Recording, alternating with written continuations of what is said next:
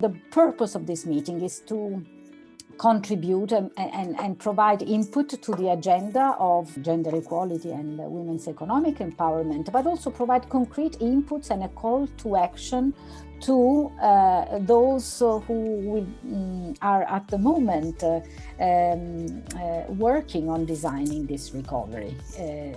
And they are, of course, the governments of the world and the international organizations. We have added and included other prominent representatives of the private sector, public sector, academia, and NGOs and institutions that will definitely give a good contribution to our discussion. I believe that the people around this table are so knowledgeable and passionate that the conversation will lead us to very important and concrete inputs. In that building back better, it's absolutely important that the gender economic equity resides at the heart of what's going to be done.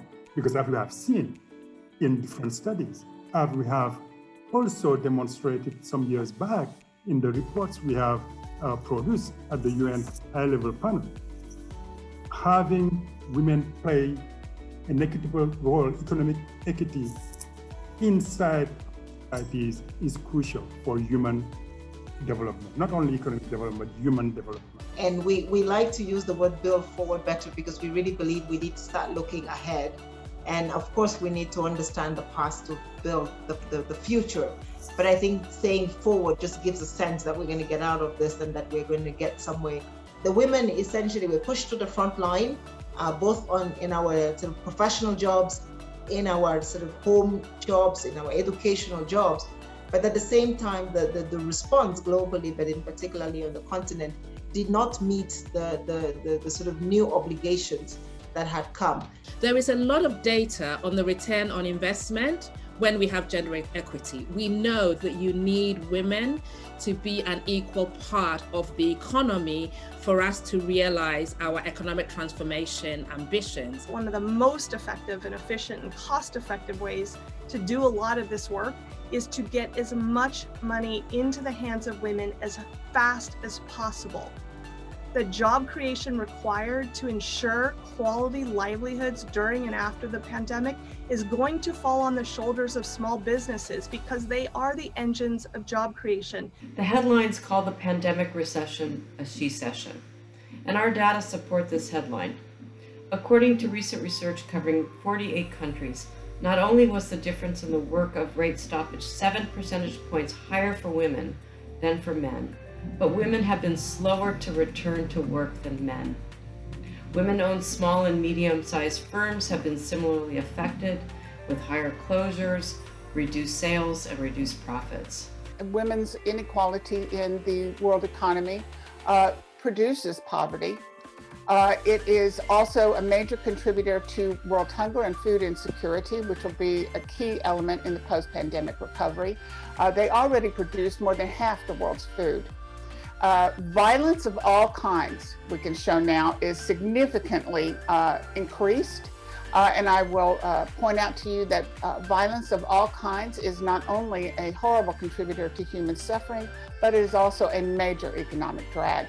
One of the reasons we wanted to focus on gender equality when I was at DFID was because it did seem to me that there was always something more important to be done for other people than focusing on gender equality, and that there was this sense you had to absolutely never lose sight of it and put the energy behind it in order to really get change. And of course, we think about economic empowerment as something which starts once you join the workforce. But, we know in the past year how many children have dropped out of school. And we know that it is girls from deprived backgrounds, girls with disabilities who are not going to go back.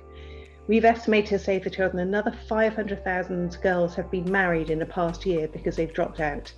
If you project that forward, that's about 2.5 million girls who've been married as a direct result of COVID as teenagers. Fiscal policy must be arranged very carefully to achieve care economy, to reduce the time women spend in their families so they can enter to the workforce. Care economy must be provided by the government through an efficient budget to create a care system for each member of the family, parents, children, grandchildren.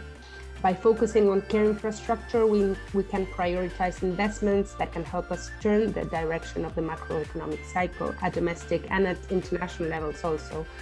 And these investments can have high returns on job creation, tax collection, growth estimates. This pandemic has really brought a lot of challenge to people, but if we can focus on things around agriculture, leadership, development, and placement for people, especially in Africa, they will be able to develop sustainable projects. Our evidence showed that real change comes from partnering with women for at least 3 to 5 years. Moving out of extreme poverty is not something that happens through short-term project-based activities. To deal with gender inequality, you have to deal with the structural barriers faced by informal workers. 60% of all women workers around the world are informally employed, and if you move to developing countries, it's 90%.